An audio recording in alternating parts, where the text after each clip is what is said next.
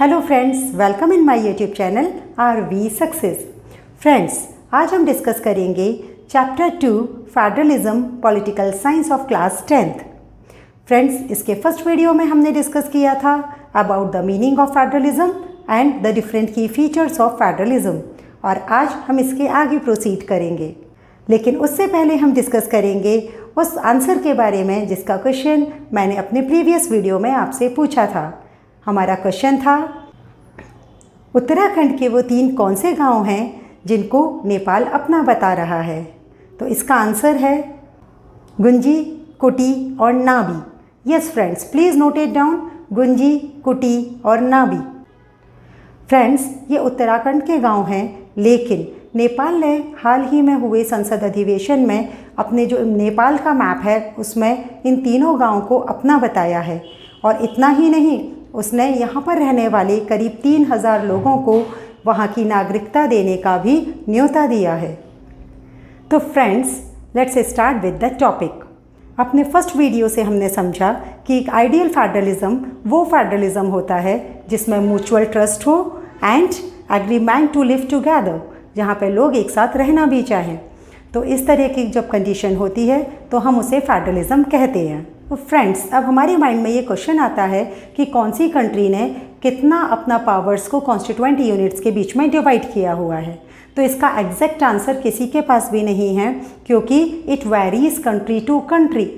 अब किस कंट्री ने कितना डिसाइड किया हुआ है ये डिपेंड करता है उसका हिस्टोरिकल कॉन्टेक्स्ट के लिए।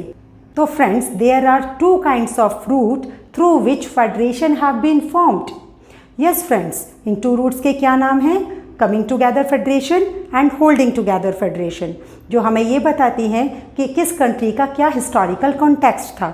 उसी के अकॉर्डिंग उन्होंने अपना जो रूट्स है फेडरेशन बनने का उसको पाया। तो let's discuss one by one.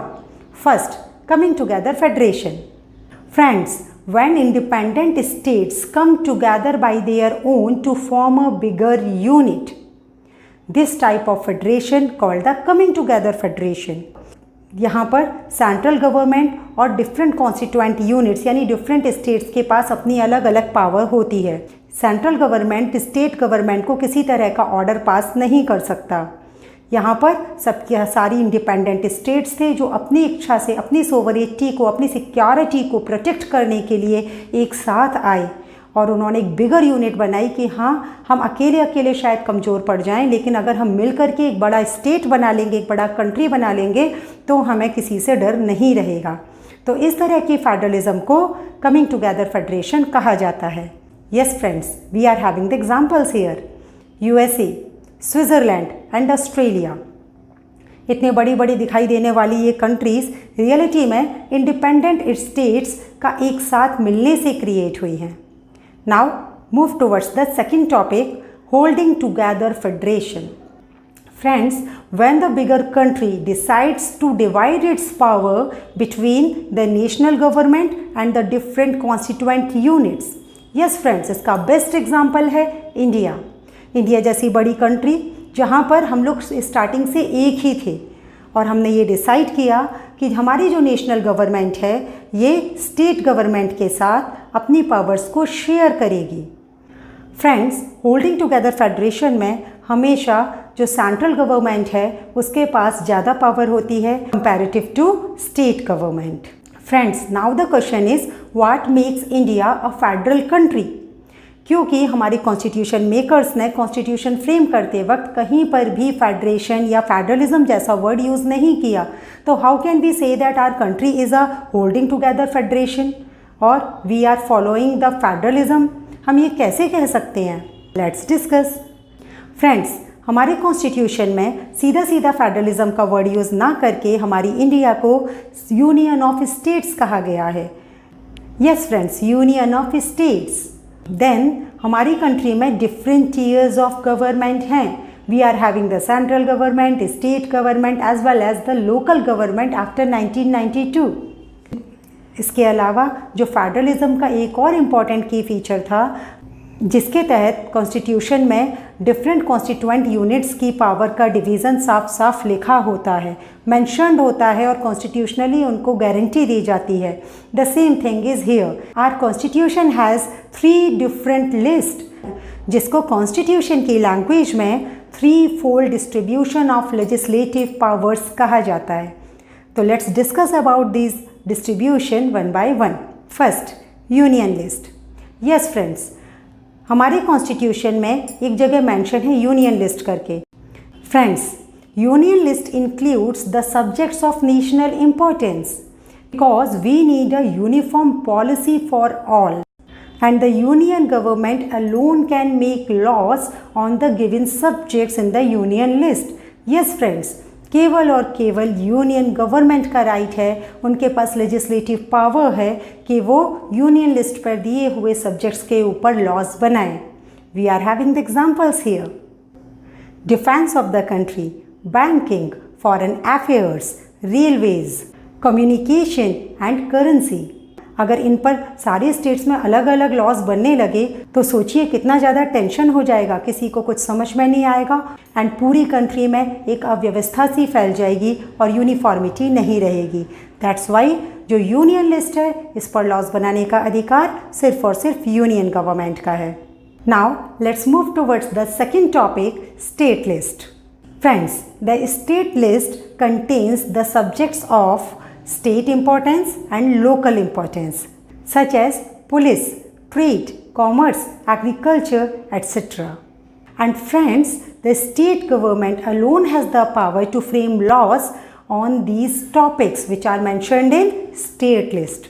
बिल्कुल क्लियर है, यूनियन लिस्ट तो यूनियन गवर्नमेंट लॉज बनाएगी, स्टेट लिस्ट तो स्टेट गवर्नमेंट लॉज बनाएगी। यूनियन लिस्ट में ऐसे सब्जेक्ट्स हैं जो नेशनल इम्पॉर्टेंस के हैं, वाइल स्टेट गवर्नमेंट में ऐसे टॉपिक्स हैं जो स्टेट इम्पॉर्टेंस के हैं और लोकल इम्पॉर्टेंस के हैं। Clear? Now come to the third one, concurrent list. It includes the subjects of the common interest, जहाँ पर central government as well as state government दोनों का इंटरेस्ट होता है। इस तरह के कॉमन टॉपिक्स को कॉन्करेंट लिस्ट में रखा गया है। Example, education, forest, succession, adoption, trade union, marriage etcetera. Yes friends, ये कुछ ऐसे टॉपिक्स हैं जिस पर central government as well as union government दोनों लॉज बना सकते हैं। Friends, in case of contradiction, कभी एक ऐसा लॉ बन जाए जिसमें सेंट्रल गवर्नमेंट और स्टेट गवर्नमेंट एक दूसरे के लॉस को काट रहे हों या एक दूसरे के लॉस को ओवरलैप कर रहे हों, तो ऐसी कंडीशन में हमेशा जो सेंट्रल गवर्नमेंट ने जो लॉ फ्रेम किया है वो एप्लीकेबल होगा। Please note it down. If there any conflict between the state law and the central law, then the central law will prevail over the state law. Clear? Friends, यहाँ तो हमने discuss किया 3 different list, लेकिन यहाँ एक और important point है जिसके बिना ये 3-fold डिस्ट्रीब्यूशन कंप्लीट नहीं होता, वो है about the residuary list. Friends, हमारे कॉन्स्टिट्यूशन मेकर्स ने सोचा क्या पता आगे चलकर इन फ्यूचर कुछ ऐसे सब्जेक्ट्स आ जाएं जो हमने ना तो यूनियन लिस्ट, स्टेट लिस्ट और कॉन्करेंट लिस्ट में नहीं लिखे हैं, और अगर ऐसा हुआ तो उस पर आगे चल के कन्फ्लिक्ट्स बढ़ जाएंगे between the state government and the central government. तो इसके लिए उन्होंने वहाँ पर क्लियरली मेंशन किया कि जो नए सब्जेक्ट्स आएंगे उस पर सेंट्रल गवर्नमेंट के पास पावर होगी लॉज बनाने की। एग्जाम्पल, 90s के टाइम पर हमारे यहाँ कंप्यूटर सिस्टम आता है, कंप्यूटर सॉफ्टवेयर होते हैं, और अगर आज देखें तो different type of applications, cyber laws, cyber crime etcetera. तो इन सारे टॉपिक्स पर जो लॉ बनाने का राइट है वो किसका है? वो है सेंट्रल गवर्नमेंट का। फ्रेंड्स, ऑल्दो हमारे यहाँ फेडरलिज्म है और हमने इसके फेवर में बहुत सारे एग्जाम्पल्स और पॉइंट्स दिए कि हाँ, हमारी कंट्री एक फेडरल कंट्री है, वो भी होल्डिंग टुगेदर फेडरेशन के साथ। लेकिन हमारी सेंट्रल गवर्नमेंट ने जो अपनी पावर्स को डिवाइड किया है डिफरेंट कॉन्स्टिट्यूएंट यूनिट्स, वो इक्वल नहीं है, वो वारी करती है। इट मीन्स कुछ स्टेट्स को हमने स्पेशल स्टेटस दिया हुआ है और इसी के साथ उसको स्पेशल पावर्स दी हुई हैं, और वहीं कुछ स्टेट्स ऐसे हैं जिनको थोड़ी कम पावर दी गई है। तो फ्रेंड्स, आज हमने डिस्कस किया different roots of federalism and India as a federal country. और अब बारी है करंट अफेयर्स की क्वेश्चन की। तो फ्रेंड्स, आज का क्वेश्चन है, हाल ही में जो चाइना के 59 ऐप्स पर बैन लगाया गया था, ये किस मिनिस्ट्री ने लगाया? इसका आंसर हम अपने नेक्स्ट वीडियो में डिस्कस करेंगे। फ्रेंड्स, अगर मेरा ये वीडियो आपको पसंद आया हो तो आप इसे लाइक, शेयर एंड सब्सक्राइब करना मत भूलिएगा। Thanks for watching.